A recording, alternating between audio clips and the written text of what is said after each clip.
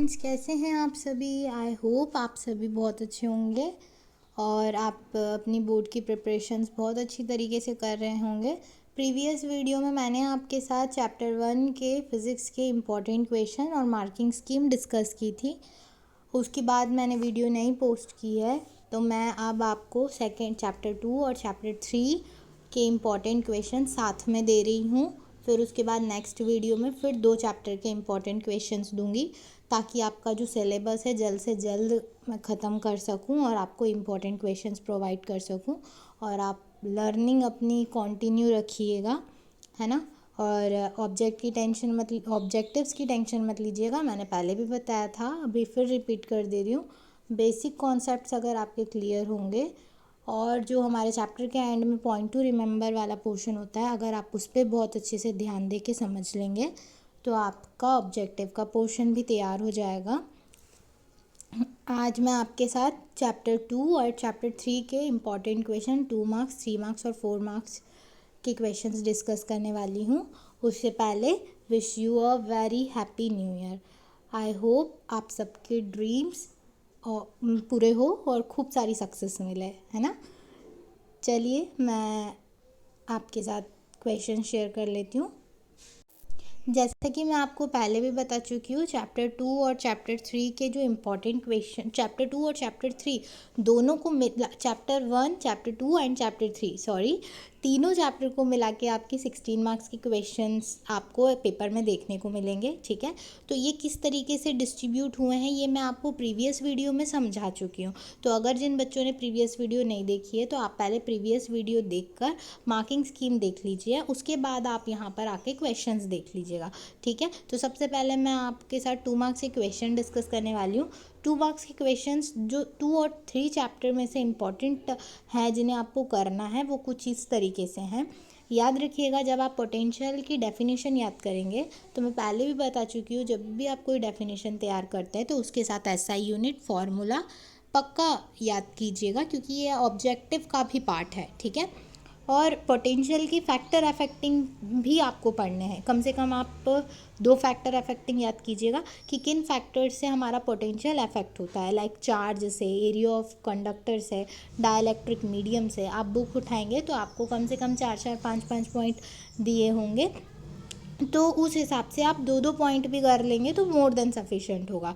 फिर equipotential surface क्या होती है और इक्विपोटेंशियल सरफेस की प्रॉपर्टीज़ क्या है, कैपेसिटी ऑफ कंडक्टर क्या है और कैपेसिटी ऑफ कंडक्टर के फैक्टर अफेक्टिंग, ड्रिफ्ट वेलोसिटी क्या होती है, रेसिस्टेंस क्या होता है, रेसिस्टेंस के फैक्टर अफेक्टिंग, स्पेसिफिक रेसिस्टेंस क्या होता है, इंटरनल रेसिस्टेंस क्या होता है और उसके फैक्टर अफेक्टिंग। तो जहाँ जहाँ मैंने फैक्टर अफेक्टिंग प्रॉपर्टीज़ मेंशन की है, वहाँ पे आप कम से कम 2 प्रॉपर्टीज़ याद करके रखिएगा, ताकि आपको अगर एग्ज़ाम में डेफिनेशन देखने को ना मिले तो कम से कम आपको वहाँ पर फैक्टर अफेक्टिंग देखने को मिलेंगे। और फैक्टर अफेक्टिंग से ही रीजनिंग का क्वेश्चन तैयार होता है, ठीक है। लाइक फॉर एग्जांपल मैं बोल दूँ कि चार्जेस से पोटेंशियल पे क्या इफ़ेक्ट पड़ता है, तो अगर किसी कंडक्टर के चार्जेस बढ़ेंगे तो उस पर पोटेंशियल की वैल्यू भी इंक्रीज़ होगी। तो आपको क्वेश्चन आ सकता है रीजनिंग के पोर्शन से, तो आप फैक्टर अफेक्टिंग करेंगे तो रीजनिंग के क्वेश्चंस के आंसर आप आराम से दे पाएंगे, ठीक है। उसके बाद आपको याद करना है कि right 2 limitations of Ohm's law, right difference between EMF and potential difference. कम से कम 4 डिफरेंस याद कीजिएगा, क्योंकि हो सकता है आपको ये 3 मार्क्स में देखने मिल जाए, हो सकता है ये आपको 4 मार्क्स में देखने को मिल जाए, बट ये जो लिमिटेशन ऑफ ओम्स लॉ है ये आपको 2 मार्क्स का ही क्वेश्चन है, ठीक है। स्टेट किरचॉफ फर्स्ट लॉ, तो ये किरचॉफ के फर्स्ट लॉ, सेकेंड लॉ में स्टेटमेंट के साथ साथ इसका छोटा सा डेरिवेशन है, बिल्कुल 2-3 लाइन का ही है, तो वो आप तैयार कीजिएगा। ये आपके 2 और 3 मार्क्स के पार्ट के क्वेश्चन है, 2 मार्क्स में भी आ सकते हैं, 3 मार्क्स में भी आ सकते हैं। फिर यहाँ पर derive an expression for capacitance of a spherical conductor, ये एक डेरिवेशन है। The surface of conductor is equipotential why, तो ये एक रीजनिंग का क्वेश्चन है। तो अगर आप इक्विपोटेंशियल सरफेस की प्रॉपर्टीज़ पढ़ेंगे तो उसमें आपको रीजनिंग का आंसर मिल जाएगा, ठीक है। देखिए बच्चों, मैं आपको वीडियो में आंसर्स डिस्कस नहीं कर कर पा रही हूँ, क्योंकि इससे वीडियो की लेंथ बहुत ज़्यादा बढ़ जाएगी। तो मैं आपको कॉन्सेप्ट्स और क्या क्या तैयार करना है वो मैं आपको बता दे रही हूँ। अगर आपको किसी भी तरीके का डाउट हो तो आप कमेंट सेक्शन में कमेंट करके मुझसे पूछ सकते हैं, मैं आपके कमेंट्स का रिप्लाई ज़रूर दूंगी, है ना।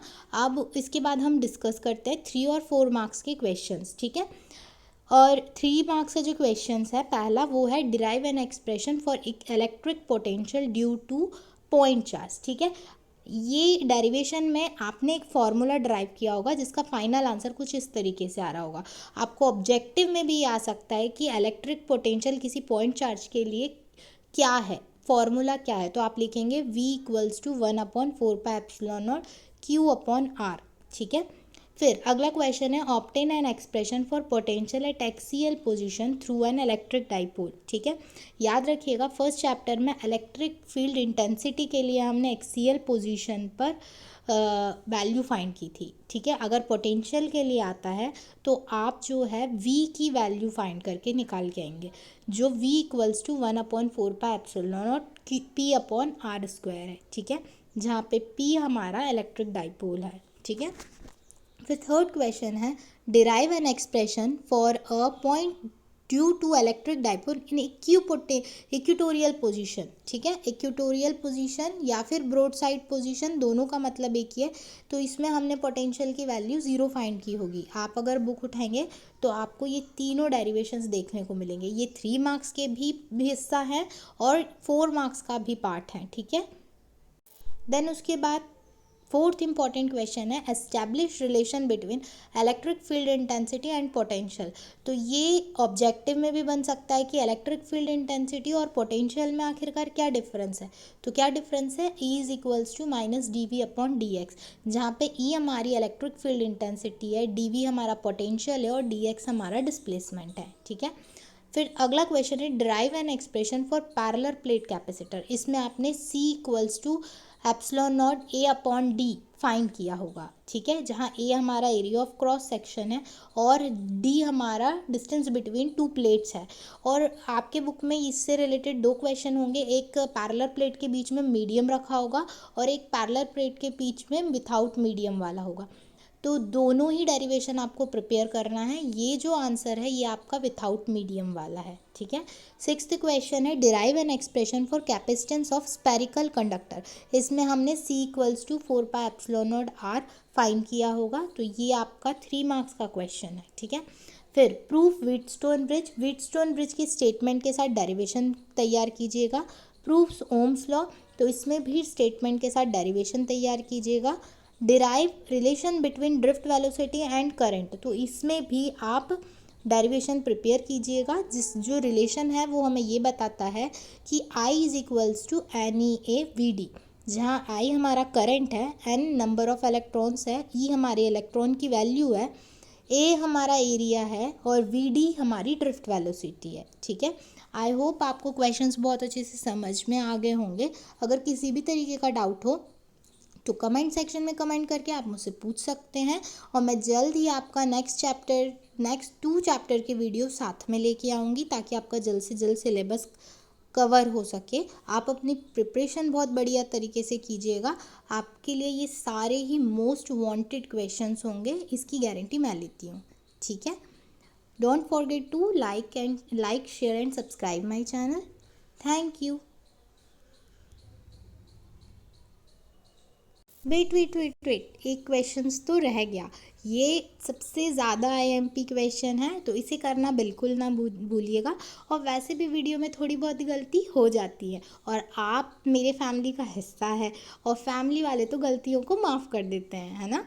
चलिए ठीक है, तो आप ये क्वेश्चन को बिल्कुल कर लीजिएगा। जो क्वेश्चन है establish relation between internal resistance EMF and resistance. इसमें आपने डेरिवेशन में R की वैल्यू फाइंड की होगी, कैपिटल R E/V-1। R हमारा इंटरनल रेसिस्टेंस है, कैपिटल R हमारा रेसिस्टेंस है, E हमारी EMF है, V हमारा पोटेंशियल है और -1 हमारी जो भी है कांस्टेंट वैल्यू है, ठीक है। एक क्वेश्चन मैं दे रही हूँ, सेल्स को जब हम सीरीज़ और पैरेलल कॉम्बिनेशन में कनेक्ट करते हैं तो उसके लिए 2 डेरिवेशंस होंगे। ये मुझे इतना आईएमपी तो नहीं लगा, लेकिन फिर भी मैंने क्वेश्चन लिख दिया है। तो अगर ऊपर की 10 क्वेश्चन हो जाए तो आप इस पर एक बार नज़र लगा के देख सकते हैं। हालांकि आप ये नहीं भी करेंगे तो भी चलेगा, ठीक है। बट ऊपर के जो 10 क्वेश्चंस मैंने आपको दोनों चैप्टर को मिला कर दिए हैं उनको बिल्कुल भी मत छोड़िएगा, और वो सारे ही क्वेश्चंस आपको बहुत अच्छे से करने हैं, ठीक है। ऑल द बेस्ट बच्चों, now you can go. Thank you.